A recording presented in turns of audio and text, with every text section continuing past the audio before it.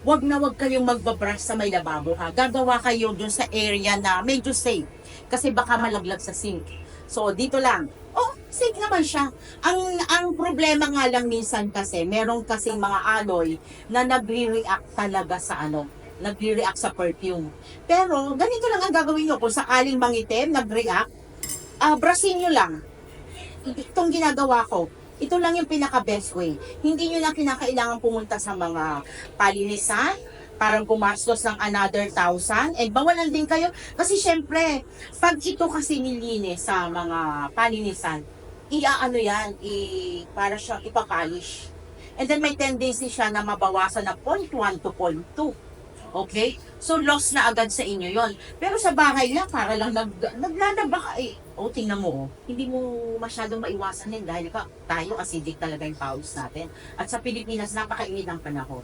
So, ito yung pinaka-best way lang kung let's say nag-tarnish lang talaga, ito lang yung pwede mong gawin.